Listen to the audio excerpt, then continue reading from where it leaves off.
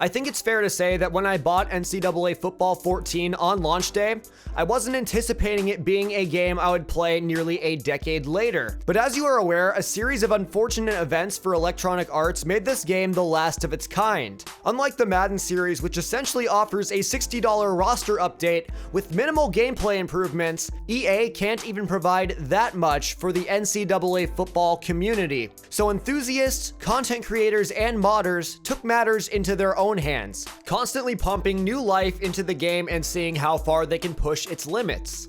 And the latest community project, called College Football Revamped, is without a doubt the most groundbreaking we've seen yet. Before diving into this video, I would like to say that this is a completely new, rebranded channel, with this being its first video. Some of you may have known me as Legion from my involvement in the NCAA community, while others may recognize me as Param Crow's editor. As I continue my journey on YouTube with the Nitro Drive channel, please take just a few seconds to subscribe to the channel for more in-depth video essay content. Also drop a like because it helps me out more than you could possibly know. Anyways, despite its age, the NCAA Football 14 community has only grown larger, as shown by consistent high demand for this game. If you want it in 2021, it's gonna cost you a whole kidney. In order to understand how CFB Revamped revived NCAA Football 14, we need to acknowledge and give credit to what piqued it to the all-time popularity in the first place. By 2016, the public interest for the game was about as low as it would get. Creators like Flemlo Raps and Mr. Hurricane had completed several dynasties of their own, and you can only play Ultimate Team for so long before losing interest. But as we'll see once again in this video, when it seems like this community is down, a new trend pumps brand new life back into the series once more. On December 30th, 2016, Mr. Hurricane released the first episode of the Kalispell Warhawks Dynasty.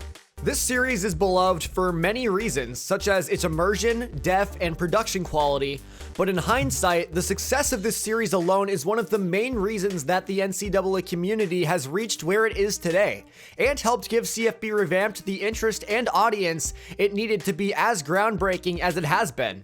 As other creators adopted the team builder dynasty trend, the community was active, public, and finding more and more ways to improve or add new challenges to their dynasty experience. But it wasn't until 2018 when we saw the true peak of NCAA 14's popularity, as well-known creator Not the Expert released the UGF Pandas Dynasty, which became so special for so many viewers that its first episode recently surpassed 1 million views. Congratulations, Drew. While so many content creators and forum posters were milking as much as they could out of the game with their creativity, another community wanted to add in a completely different way. As with any 8-year-old game, there are so many features that can get outdated pretty quickly. However, a tool called the EADB Editor could be used to edit dynasty files, rosters, and more.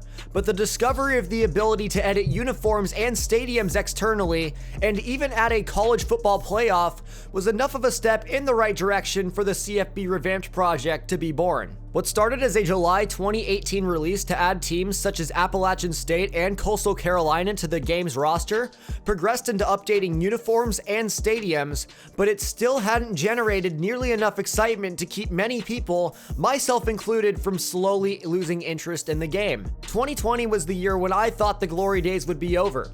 Mr. Hurricane and Not the Expert stepped away from the game and were followed by another rapidly growing creator in Uncle Sam's Reject. During such a difficult year, it felt like there was less content on the game than ever, but College Football Revamped never quit. They continued grinding on their project, putting together a small team to accelerate their efforts. Amazingly, they released version 3 in September, 4 in October, with 5 and 6 following in December. But on New Year's, their update was heard around the world. In what the Revamped team called a full-blown facelift, this update brought everything they had been working on together with redesigned logos, menus, and fonts that make every detail pop out with a modern ESPN style, to the point that looking at the original game just feels wrong. Despite being added earlier, the preloaded roster files provide a much-needed strive for modern immersion, which is also complemented by loading screens featuring modern-day college football stars. The stellar intro that appears upon loading into the game is amazing and says all you need to know about this game. It is a full revamp pun intended, of NCAA Football 14. Also, PC compatibility with the RCPS3 emulator allows me to play this game in 4K using the power of my own GPU and CPU, and this completely accelerates the process of saving and advancing to the next week in your dynasty, which was a huge limitation on console. The craziest part of this entire project is that despite how awesome it is already, it has not even scratched the surface of its potential.